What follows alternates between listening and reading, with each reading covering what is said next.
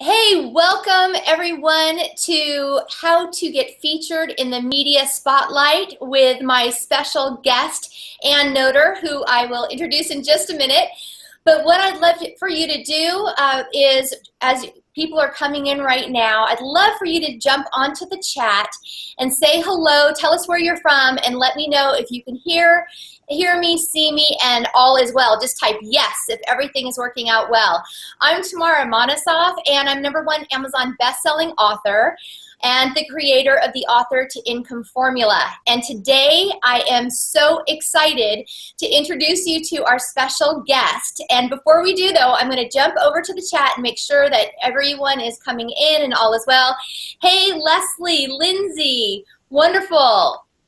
All is well. Great. Thank you, Dina. Hey, Dina, Barbara, Diane, Francis, Frank, Jerry, Lindsay, Lorraine, Debbie, Barry, Michelle. So many names are popping in. This is awesome. So excited that you're here. So let me just take a moment and introduce you to Ann Noter, who Ann and I have been talking. We cannot believe that we have known each other and have been working together for 12 years. And Ann is a former news anchor, and she's also the president of Pitch Public Relations. And Ann is the go-to guest herself. She's been on CNBC, CNN, and Yahoo, Entrepreneur Magazine. You've been featured all over as the go-to expert, Ann.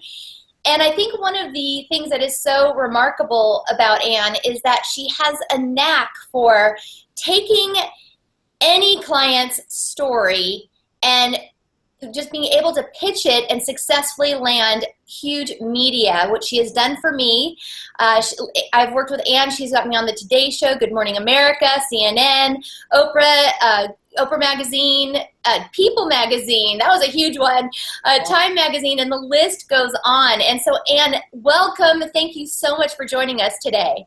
Oh, thank you, Tamara. I cannot believe it's been 12 years. That's crazy to me, but I've so enjoyed working with you over the years. I'm so delighted to be here today, so thank you. Oh, we're so excited to have you, and I know that we're going to have lots of questions for you. And let me just speak to that for just a moment before I ask you our first question, Ann. I'd like everyone to know that I'd love for you to type into the chat immediately when you have a question for Ann, so that by the end of our session today, we're going to go for 1 hour. So I don't know, about 35 minutes, Ann, we'll start answering questions. And so post your questions as you think of them, and then we'll power through as many as we can get through, okay? So Ann, first of all, I think it'd be helpful if we were just all on the same page. So can you let us know what's the difference first, about the difference between PR and advertising? I'm so glad you asked that, because I feel like there's still a lot of confusion when it comes to media and marketing. Sometimes friends and family say, "What do you do again, Ann?" You know, we don't quite get it when it comes to public relations. So, really simply, advertising is that paid placement. So with print, you're buying space, and with broadcast, you're buying time. It's entirely self-promotional. You're paying for that space and time, and you can say what you want about your business, your book, your product. Obviously, you have full control over the message, which is a great advantage, but consumers are pretty savvy about advertisements. With public relations, we're really talking about editorial coverage. So the news media, feature stories, interviews, articles. It's not a paid opportunity with the media. It's more of an editorial news story.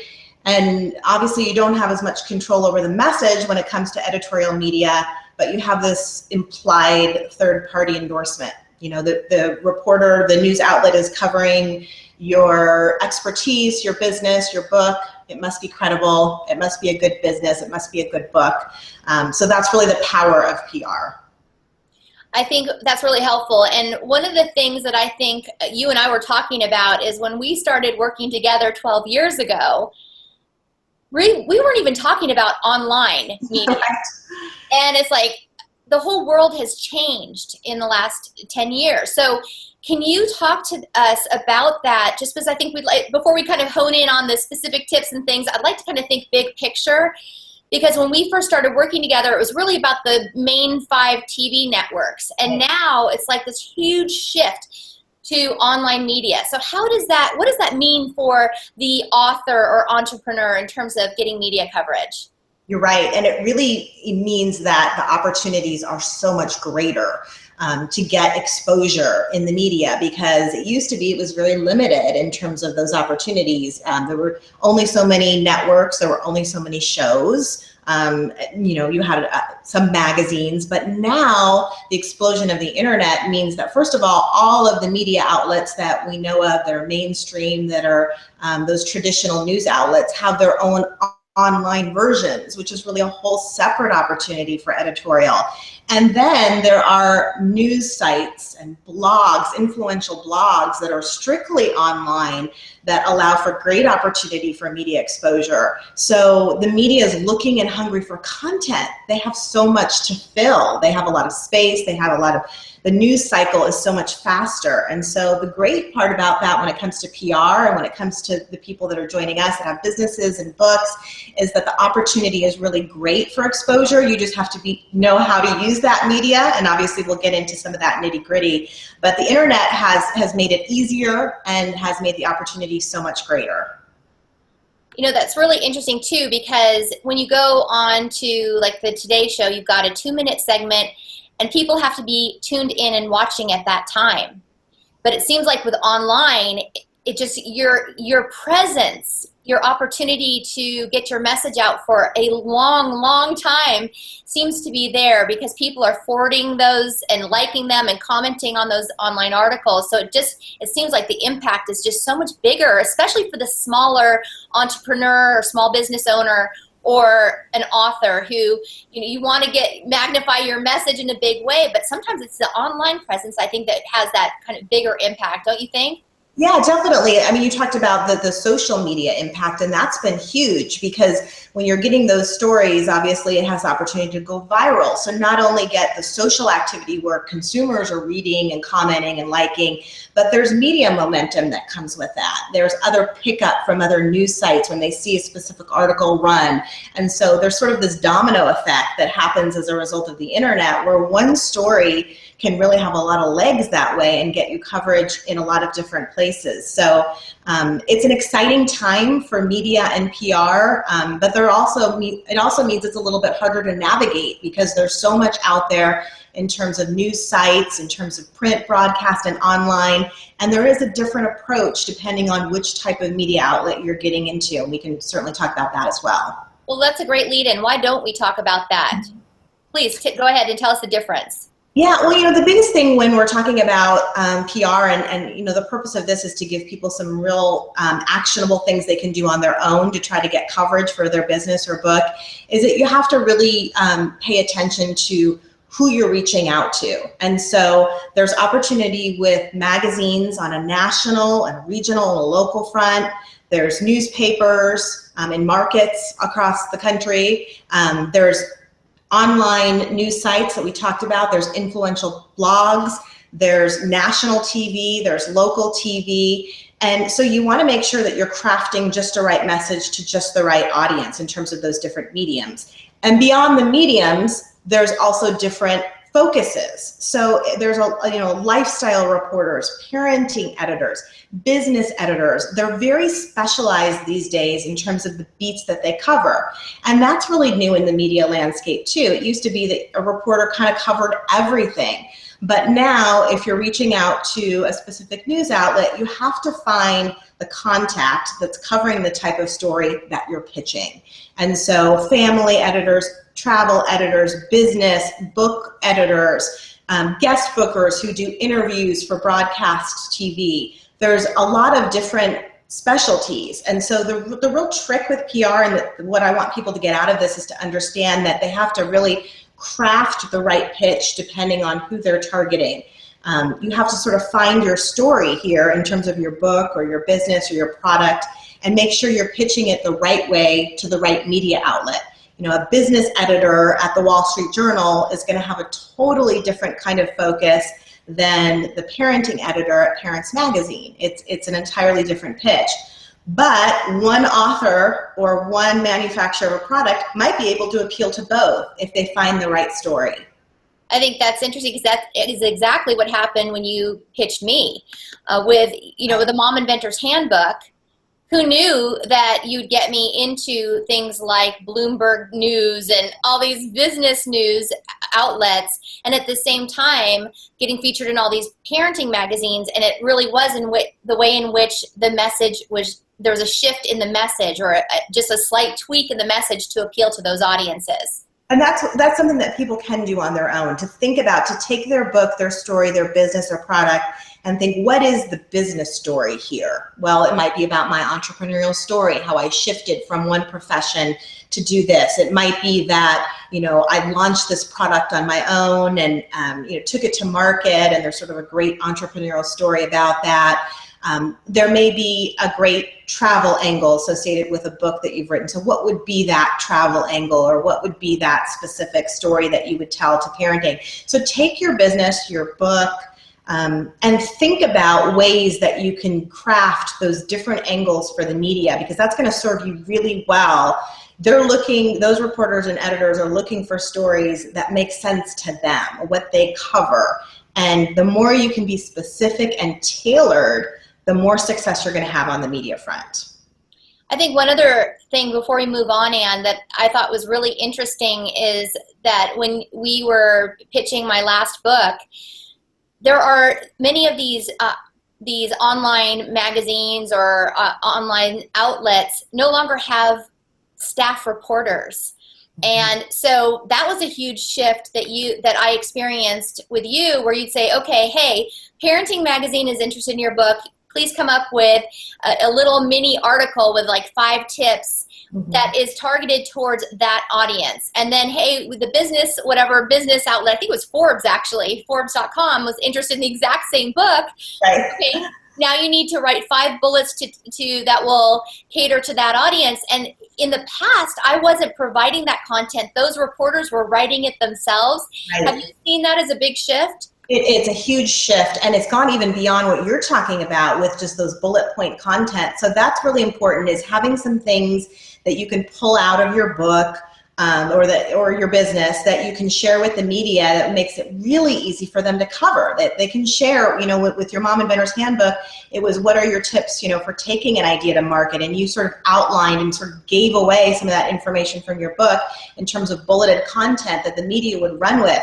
Beyond that, now there's a lot of opportunity for just full content placement, where you're really writing the whole article that's running on everything from Fast Company to Forbes, Entrepreneur, even Working Mother Magazine, and those types of outlets. The staff writers, it's not the same that they used to have, and as we've talked about, they need a lot of content. They have so much to fill. And so there's opportunity also for authors to be able to craft an entire article that can be placed on those sites. Now, the key here is to make sure you're providing some information in those articles. Obviously, it can't be self-promotional entirely. We talked about the difference between PR and advertising. With the media, they're really looking for their audience benefit. What is the reader of this article, or the viewer, if it's a TV interview, going to get out of this? And so anytime you can provide tips, you can provide insight, you can provide expertise that the audience wouldn't get otherwise, that's going to appeal to the media. And so you should prepare bullet point tips, insight that could be easily just pulled for a story. And in some cases, you can offer to fully write an article to expand on the topic even more, and the media will just run that. Huffington Post is another great example. So there's a lot of opportunity to just place full bylined content and include your bio. This is a really important tip. Sometimes authors or companies kind of forget about that. They provide the full article and they don't get as much of the benefit out of it as they can. The media will allow you to provide a short bio along with that article that can link back to your book, that can link back to Amazon or where you're selling your book or your business website. And so that's the PR opportunity that you get out of providing that content. I love that. And so two of the kind of takeaways here, or three takeaways here is have some bullet points ready, but really the core is to think through ahead of time what's the benefit to the audience, because that's going to end up helping those staff reporters choose your article over other articles. And then the third is to make sure you take advantage of your byline where you put your name. I mean, I get so excited when I get to have that opportunity, because I know how huge that is, because those magazines have large distribution, and you may have one or two sentences in your byline, but that can link people right back to your website or to Amazon or wherever you want them to go. So I love those takeaways.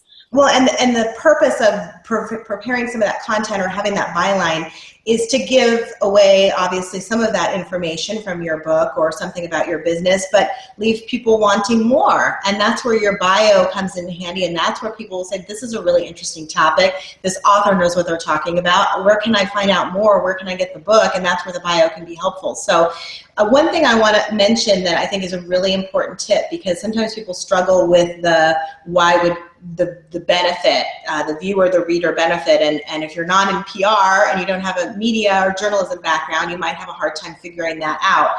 You can figure that part out if you ask yourself, why would someone care? Why someone reading this story would care about these bullet points, and sort of answer that question in the beginning, and then you can kind of craft those tips that will provide that viewer or reader benefit. So that's a good way to kind of get to the core of your story. I love that. And so what do how do people get ready, before they reach out to reach out to the media? I mean, it's important that you have some things done ahead of time. So one of the things could be the tips that you just suggested, like you have pre-written tips. What are some other things that people should have ready before they even start contacting the the media? Right. Yeah, it's true. You kind of have to have those things in place so that you're not caught off guard, and so you're going out with your best foot forward, certainly. Having some tips, even before that, really nailing down the message. What is this book about? That's where sometimes people get stuck, and they get stumped in the media on that question all the time. Tamara, tell us about your book. And people sort of freeze, because I know you don't, but sometimes people can freeze because there's so much to say and you don't know where to start. And so before you even get that opportunity in the media, you need to really nail down that message. What is this book about? And it should be 2, maybe 3 sentences max, 20-second answer, a really tight answer to what is this about, or what is your business about? What is your product about? Tell us about your product. Tell us about your book. Be able to answer that really tight. So ahead of time, get that nailed down, because the rest of the PR that you need to do in terms of the tips, in terms of the content, will kind of follow. It's also really good to have some sort of, image of the book cover or image of the product. Sometimes that can be tricky when you're doing media in advance, and when we should talk about that too in terms of timelines. But you want to kind of have some of those materials so that you have things to provide to the media. Again, they're going to want images, they're going to want content, they're going to want a headshot. If you're an author, you should have that ready beforehand. And so make sure you've got some of these materials, but I would say not to wait too long to start the PR process, because that's a real big mistake that authors often make, and manufacturers of products often make as well. They sort of wait until the book is out. Well, the book is out, now let's start thinking about PR. And I said, we should have done that 3 months ago. So you really need to think about the editorial guidelines and deadlines when it comes to media. They have lead times. Magazine editors are working on their stories now for Christmas. And so you have to be thinking 3 months minimum when it comes to magazines, sometimes 6, where we're talking with like, Oprah magazine, real simple, some of those really national glossy magazines, they're closer to 6 months.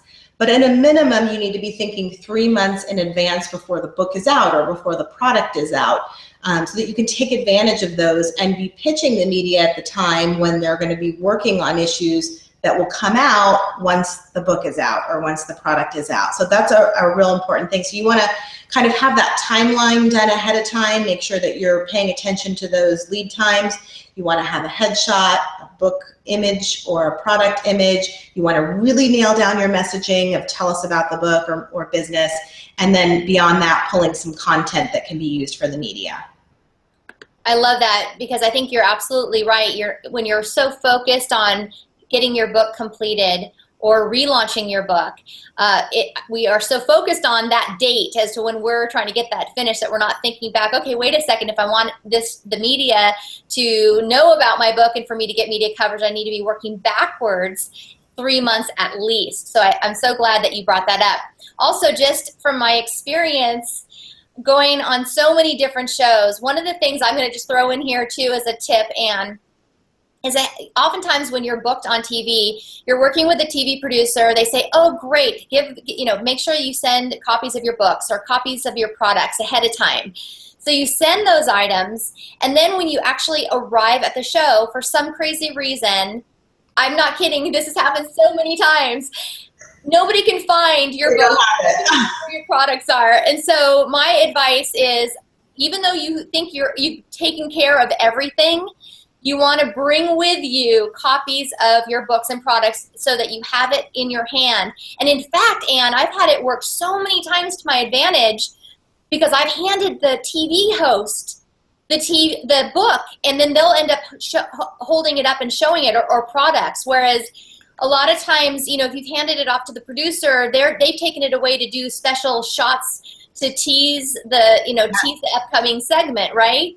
That's exactly right. I mean, oftentimes in the PR process of trying to get them to book an interview or to do a story, we're dealing with, an editorial assistant, a producer. But ultimately, if you end up landing particularly a TV segment, that's not the person who's going to be interviewing you. So they may not have even seen the book. So it's great to be able to have that handy and to be able to have them show it on the air. Remember, you want to take advantage of these opportunities. And although the media is not in it to do you a favor, you want to get out of it what you can. And so you have to be an advocate for yourself in terms of making sure that you're preparing them in the best way, giving them really tight messaging about what you do, giving them some possible questions that they can ask, giving them some content, telling them what the book is about, telling them what you really would like to talk about.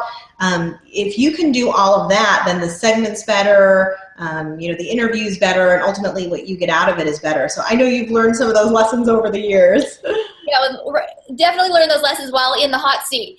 And what you were saying is really true.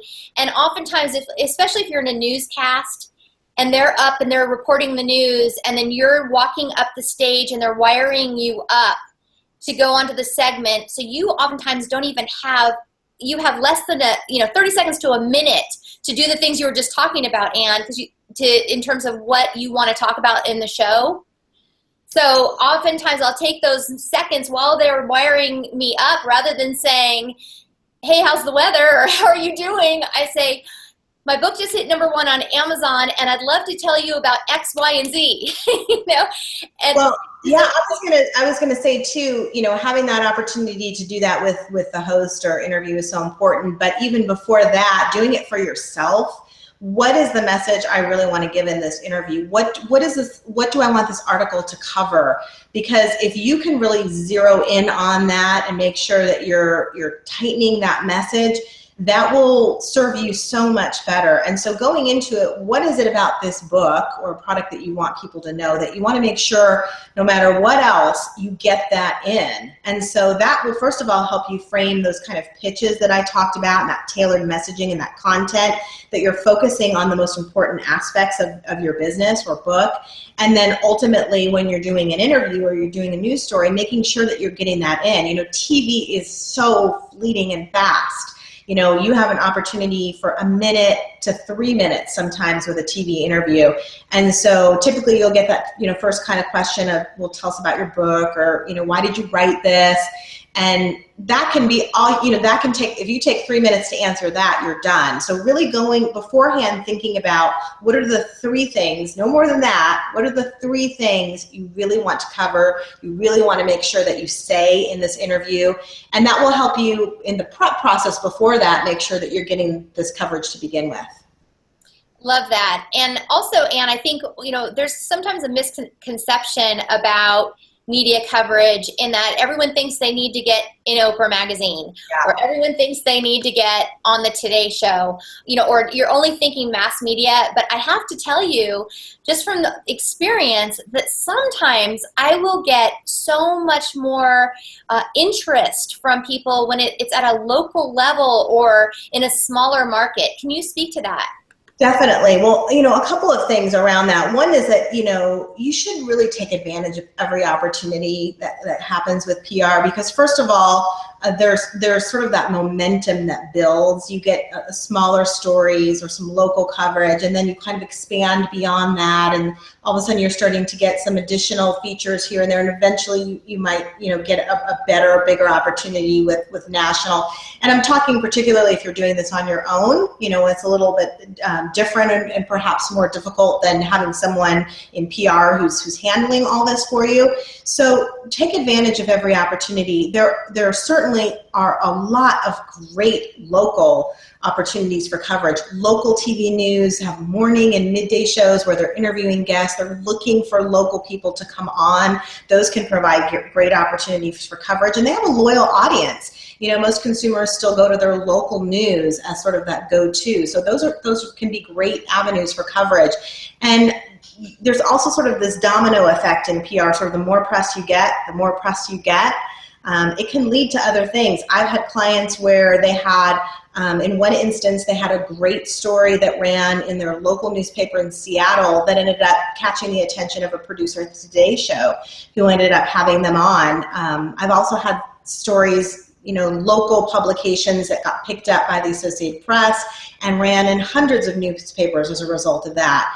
Stories online that got picked up by Yahoo or AOL, or and started running in multiple places. So even seemingly smaller opportunities can be good avenues and can lead to other things. So definitely doesn't mean you have to be shooting for the national coverage right out of the gate. I love that. And so tell us, if you will, first of all, I want to invite everyone, please type in your questions as you're thinking of it, because when we get there, we're going to start, Anne's going to start answering them right away. And I'd love to know, Anne, since we're talking about some tips for, you've given tons of tips already, but what are some secrets that you can reveal that might really help people land that coverage? I think the biggest thing is, we've talked a little bit about tailoring the pitch, but how do you do that, and how do you craft this pitch? So here's some really good tips that I hope people will be able to use that they may not know. One is, as we talked about, make sure that you're matching the angle to the reporter, the beat that they're covering, making sure that it's a really good match. Your subject line in an email is so important. We would never have done, Tamara Monosoff's new book about mom inventors. It's just too long. The whole idea is to try to just intrigue them, get them to open it, get them to want to learn more. And then the pitch itself should be no more than 2 to 3 short paragraphs. And your first line, your first sentence for the media pitch should really be, what is the story? Why would anyone care? What is the angle that you're pitching? You have to get to it right away. You can't start with, I wrote this book, I wanted to write this book 5 years ago because of this, and give a lot of backstory, because you're not giving the whole story. You're just giving enough to get the editor to want to cover, or the reporter to want to do a story. So think of the pitch in those terms. It should be really short and to the point. You want to also make it really easy for them to cover. I have great tips to offer up. I can craft a bylined article on this subject. I can come in and do an interview in your morning news, depending on who you're pitching to. Make sure that I have images, that you're giving them the materials in that pitch so that they say, okay, this person has all the things they need. We could easily run this story. We could book them as a guest, or I could get that content from them and run a story. You want to provide some of that in the pitch so that you're making it really easy.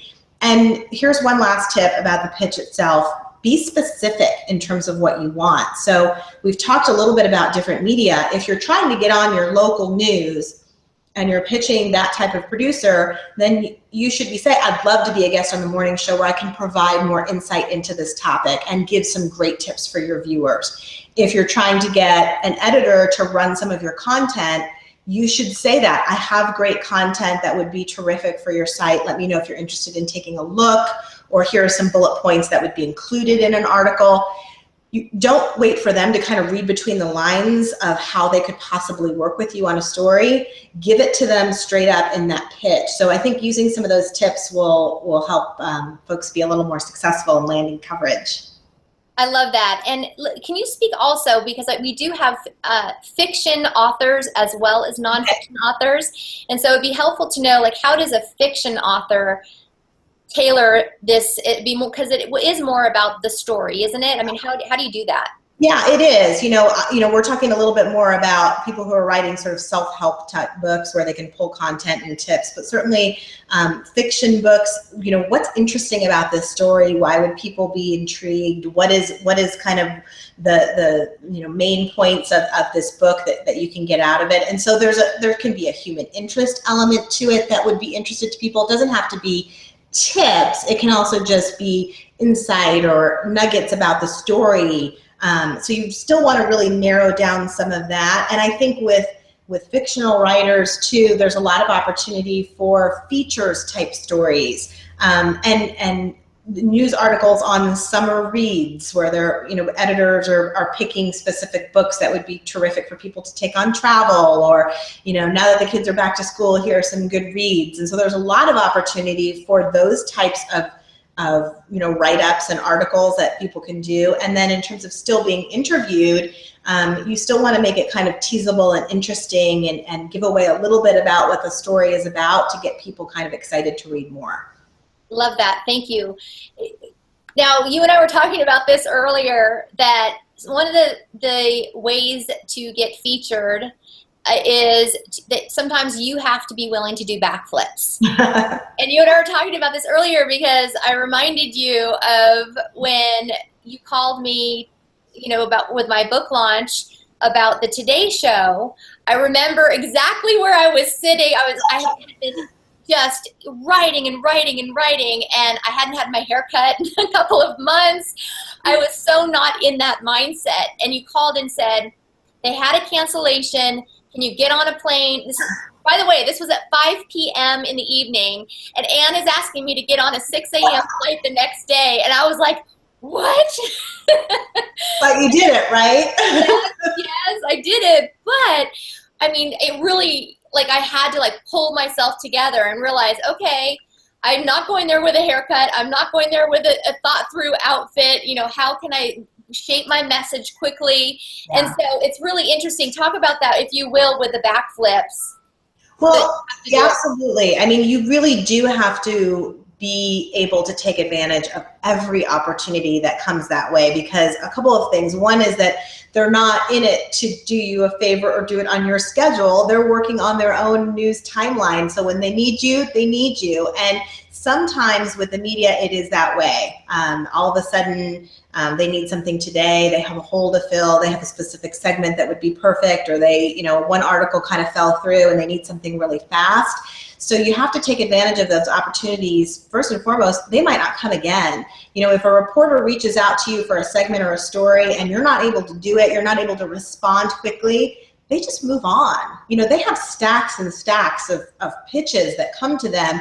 They have people wanting coverage all over. And so while they, may decide they really want to cover you or interview you or write about your book, if you're not able to respond quickly, they will move on to something else. And so a couple of takeaways from that. One is be open to every opportunity, even if you don't think it's the absolute best outlet or the perfect story that you had in mind. Be open to those kinds of opportunities, because as we've talked about, it can lead to other things. It can translate really well in terms of those stories. And then be able to be flexible about the timing to make sure that you're, taking advantage quickly, that you're responding quickly, getting them what they need quickly. You are so good about doing that. And the great thing about that, Tamara, is the media noticed. And you really did become the go-to person, because first of all, they knew you would be there on time. You would be there when they needed you. You were open to talking about different topics. You had content. You made it really easy for them. And that's what they're looking for. And so a lot of times too, it's about kind of building that relationship with the media and making sure that you're kind of coming through when they need you so that you can use those opportunities again and again. Yeah, I love that. Thanks for mentioning that, Anne. And I think what happens too is at the end of those segments, when you do all those things for them, oftentimes they'd say to me, next time you're in town, I want you to come back. That's right. So that's what you're wanting, is to create that type of relationship where they know they can count on you. Absolutely. I mean, the whole idea is really to make it easy. I keep talking about that, but making it easy for them to cover. They just don't have a lot of time. And it used to be a little bit different with media, and they would have time to come out, do interviews, and or talk on the phone and spend time writing, helping craft that content message. But it's just not like that anymore. And so they're moving so fast. The news cycle is so fast, and they just don't have a lot of time. And so one thing to make it, increase your chances for coverage is to make sure that you're saying that you can provide these things, that you have these materials that they need, and you can come in for an interview, or you can provide tips or content or an article, and make it really easy for them. One snippet I did want to mention too, for you were talking about fictional writers too.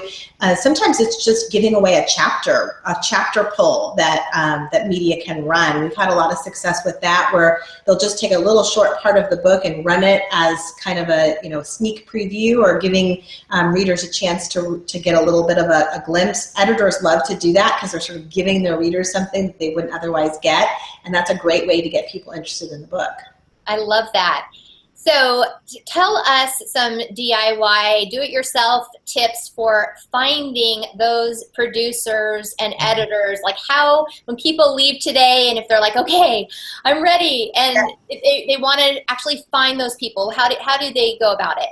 Yeah, obviously, PR firms have their own contacts and databases, but there are tons of ways you can do it on your own in terms of finding reporters. And my gosh, the internet has made it so much easier in that regard, because there used to be sort of these faceless names you could never find, but now they're really out there. So a couple of ways. One, first of all, with magazines, is to be kind of a consumer of news. If you open a magazine, they list the articles, editors of all their sections. You can see who's covering specific sections in magazines and find their names. Once you figure out sort of the email formula for a media outlet, it's the same across the board. If it's first name dot last name at Forbes.com, it's going to be the same for all those writers in most cases. So if you can kind of find that formula and find the name, it can be easy to contact those reporters.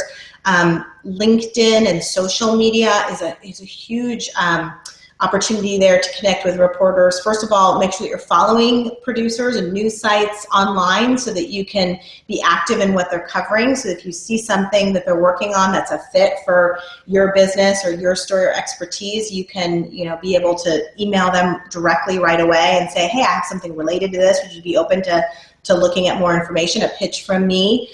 So following them on social media, looking for them on those social sites.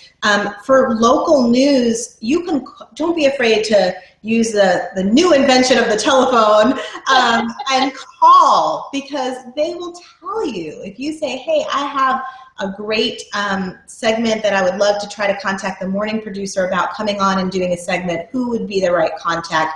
They'll tell you, they'll give you the email information. Remember, these local stations in particular, they want to connect with local people in the community who are writing and coming out with new businesses and have things to share. So you can do that to find out that kind of contact information. The other thing is, if you don't have a specific contact or the exact right contact, but you maybe have someone else at that news outlet, it's okay to email them and say, I'm looking for the right fit for this. You know, I have a book on nutrition that's coming out in a couple of months. Who can I contact that might be the right fit? And for the most part, you know, people will try to help. So you might get a response that way from someone saying, here's the editor who would cover that. It does take a little bit of legwork and a little bit of digging, but the information is out there. I love that. And what you said about don't be afraid to just reach out, pick up the phone or email, because it's so true. And what I found is that I almost feel sometimes that the media is desperate because, you know, here we're sitting on this side, our side of the table, and we're sitting there going, why would they want to interview me? Right. And then they're sitting there going, I need stories desperately. I need stories. Yeah.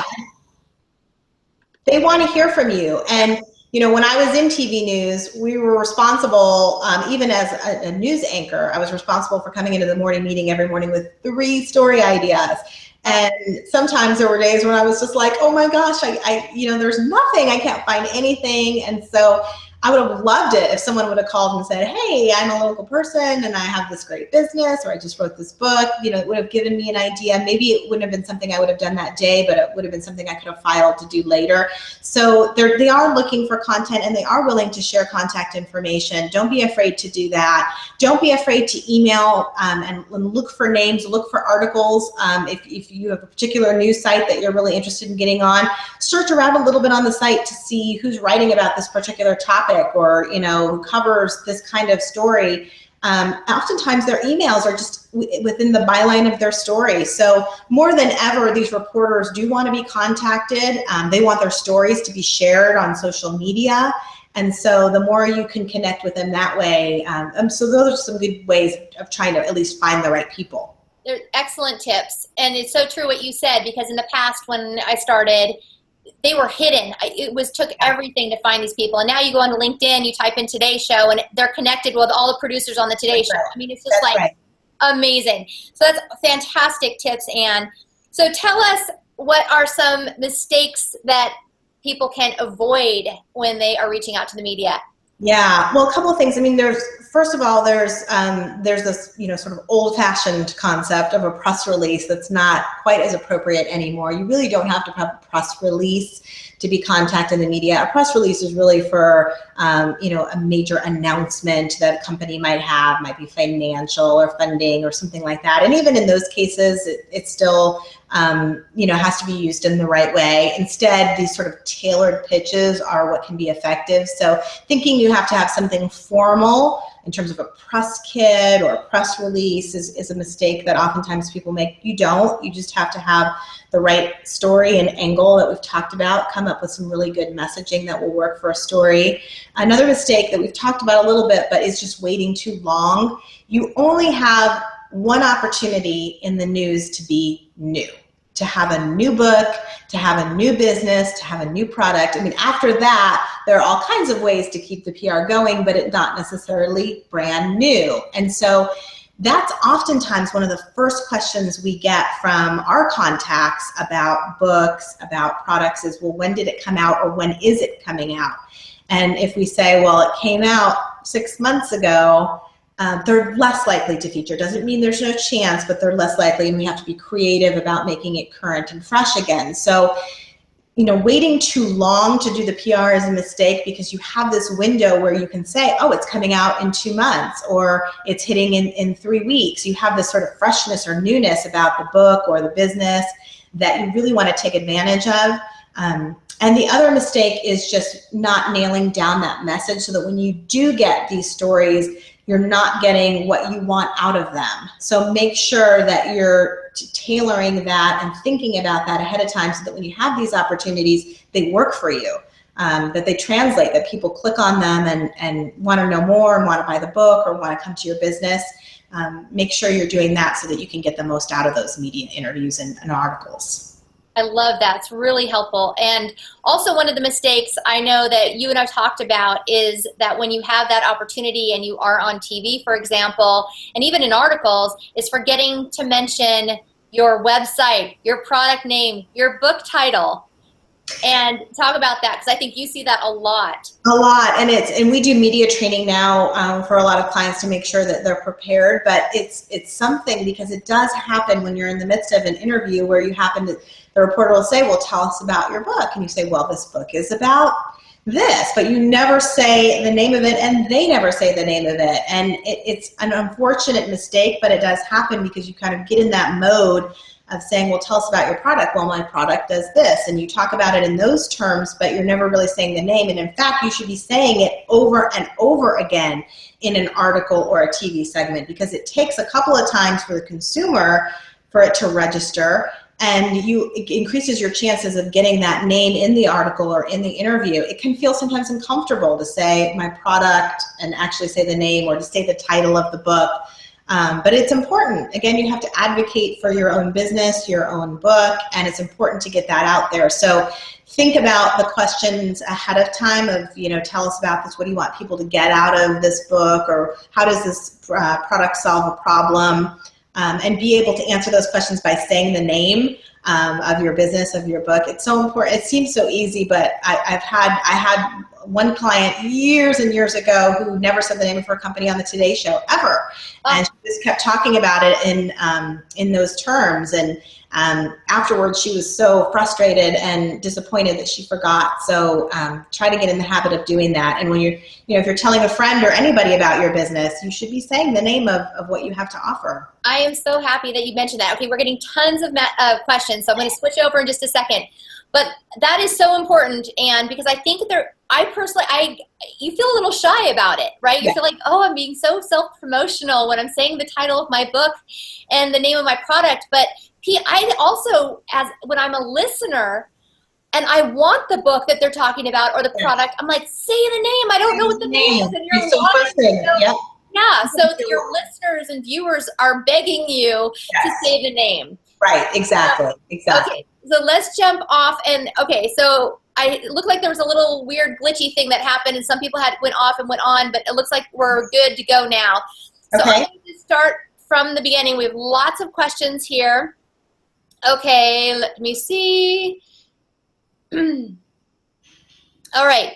So Jenny says we're in a situation right now where we're a more established competitor is trying to stop us from entering the market by saying we are infringing on their patent. We are finding out that, okay, so this is about a patent and things. So we're not going to cover this now, but it's about, one of the things you can do, Jenny, when related to PR is get your own story out there, right, Ann? If you're having all these issues, that one of the ways to kind of stay ahead of the game is by getting your own story out. Wouldn't you say? Yeah.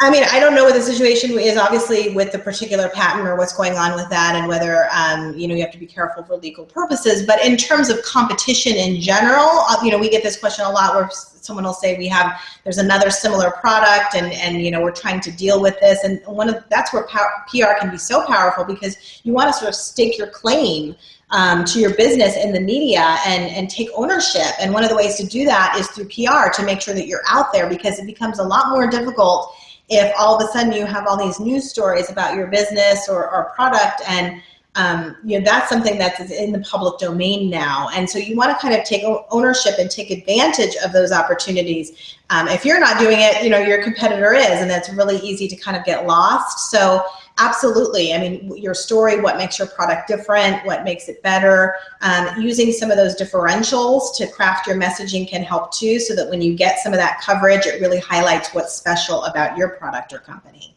Okay, great. Nancy has a great question too. She says, what if your book is already out there, like you've already launched, and you haven't done PR ahead of time? What can you do? I know. Well, don't feel bad, because I know we've talked about lead times, but it is very common for this to happen, where obviously you've spent all this time on the actual book, and now it's you feel like, actually, maybe you're a little bit behind in terms of the PR, but there's still lots of ways to get coverage. And so first of all, it's still new. If the book is launched, it's still new because you haven't had coverage for it. If you haven't done PR and you haven't had coverage, in the media and consumers' eyes, it can still be fresh and new. So you want to still make sure you're using that language in your pitches, that you talk about it being a new book. It still is, and you can take advantage of that language. You don't have to be specific in the pitch. You can still talk about it being new. And is there some way that you can make it especially timely now? So it kind of depends a little bit, obviously, on your book, but is there something that's relevant about it, that's in the news, that's kind of a tie-in? Is there something kind of seasonal about the book that's more appropriate now or more relevant now? Any ways you can do that in the PR will help. But still, it's still new, it's still fresh. You can still talk about it being just launched or just out. Using some of that language will help you kind of stay in that new space. But we didn't talk about ways to make things relevant and timely, and so I did want to give that tip, because if there are ways you can do that in your messaging and pitching, the media will definitely respond to that. Why would we cover this now as opposed to 6 months from now or 6 months ago? And if you can kind of answer that question a little bit, it will help. I love that. Tell us about if you have two things. Lindsay's talking about she has two things that she's offering. And Okay. one is that she's recording an album with songs, and she's also writing a book that they kind of go together. So if you're pitching the media about that, how do you deal with that when you kind of have two different aspects of what your story is about? Right. Well, a couple of things. I mean, one is that it sounds like they sort of tie together. Is that right? It's kind of, they Yes. kind of tie together. So I think in that way, you should be talking about them in the same way. So it's, again, the pitch is not so much about highlighting a product as it is the question that we talked about. Why would anyone care? Why is this album and this corresponding product sort of, why is this a solution, or why would people be interested in this? So if you can kind of answer that collectively, and talk about that story in the pitch, you certainly can mention both products, and in some ways that's an advantage, because they sort of go together. It's more substantial in terms of the story. We have two aspects of this. There are two ways the reporter might be able to cover it. So don't focus so much on pitching the product or products in the pitch, but again, the story, the why would anyone care, why is this interesting, and kind of craft it more that way. But then you can definitely mention that there's two products associated with this, and I think that's a good, can you offer to send a sample or have them review it, have them take a listen, or whatever the case may be. So I think you should definitely be making sure to include that messaging in your pitches. And okay, great. And one of the things I teach in the Author to Income formula is not only about launching your book, but relaunching, because sometimes authors have had disappointing results where they work so hard, put their whole heart and time and effort into writing their book, and then when they get it out there, really nothing happens. And so I talk about relaunching the book. So with that said, and you talked about this a little bit in terms of, it's not too late even if you don't do it ahead of time. Yeah. So now let's talk about relaunching. Is there a way to do that to make it newsworthy and compelling? Absolutely. The biggest thing is to talk about that this is still a current topic. This is still a book. You mentioned books especially. So this is still a book that is relevant now. And so, but why? And be able to kind of answer that question in the pitch. But absolutely, that sort of obviously takes away the newness part of it, but there's still aspects to the story that people need to know. There's still things in this book that people need to know.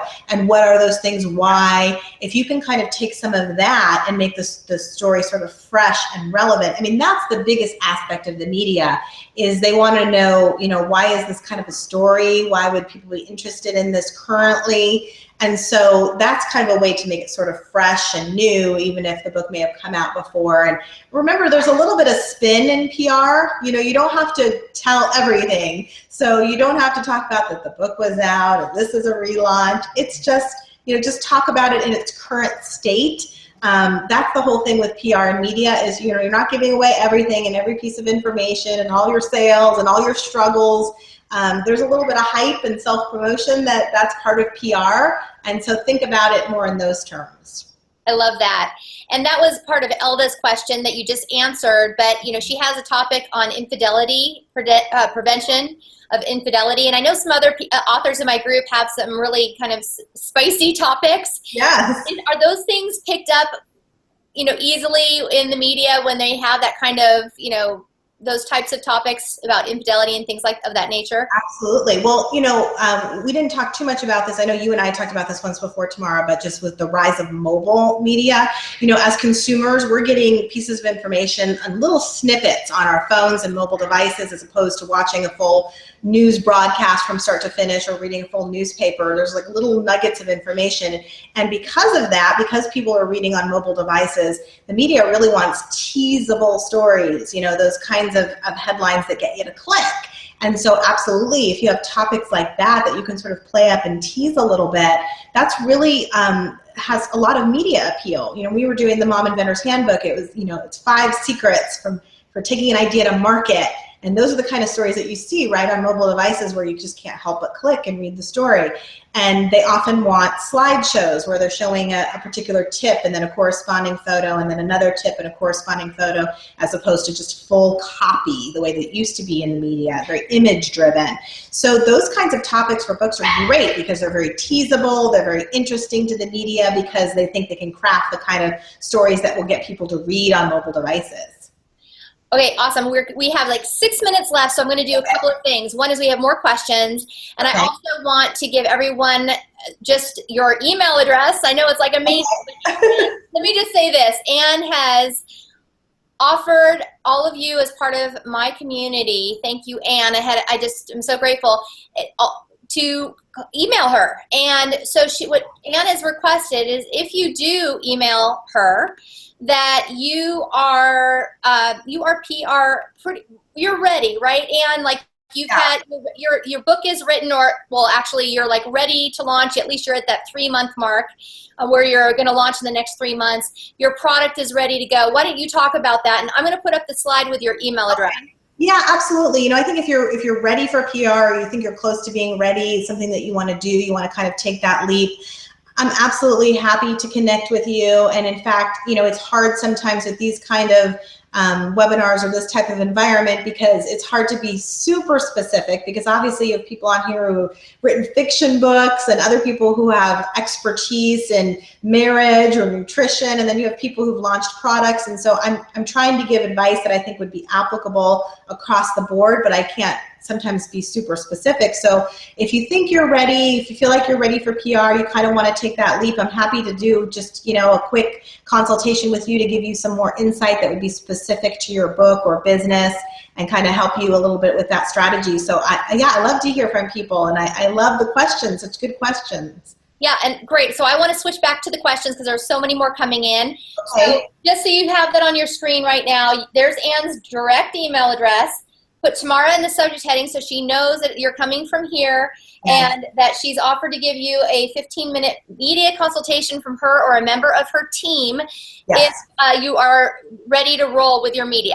Okay, so with that said, there's a couple of questions. Cheryl and Marcy both want to know the answer to the same question, so I'm going to jump in. Okay.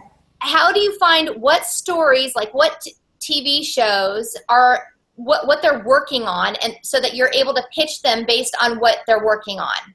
Right.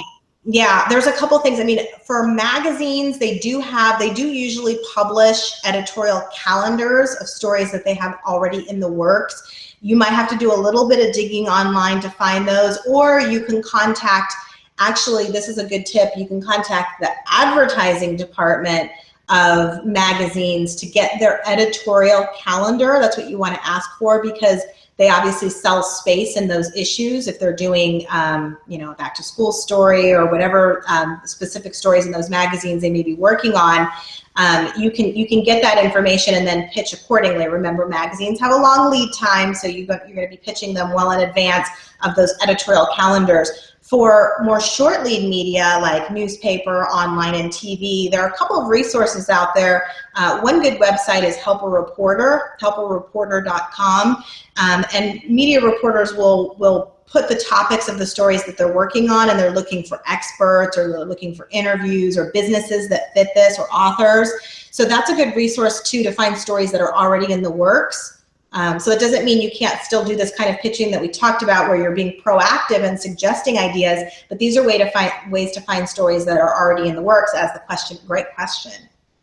Okay, great. That is a great question, and a great answer too, because people are again, man, I mean, I want everyone here to realize that the media really does need you. They want you, and you can, Haro is really good. I just put that into the chat, by the way. Okay.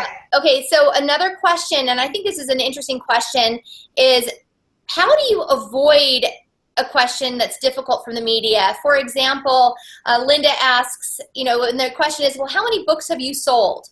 And let's say you're just launched. I mean, how do you answer it gracefully, but without making yourself feel embarrassed that you've sold 5 copies? Right. I know. Well, a couple of things. One is that this is a question oftentimes that reporters ask for businesses, like tell us about your revenue, or with authors, tell us about how many books you sold. But almost never do people reveal those answers. So in a lot of ways, reporters are asking those questions, but not always expecting you to answer them. So there are a couple of ways you can spin it. I mean, what if it's about like how many books you sold or anything like that? You can talk about the fact that that it's just launching, it's just new. And we actually are just now starting to get the word out with this kind of media to tell people about the book. So kind of you're in the early stages. The other thing is to tout to kind of go back a little bit to some of like your expertise or your bio, to tout a little bit why you have credibility as an author. And the same question for businesses that sometimes get the question about like revenue, how much sales they have.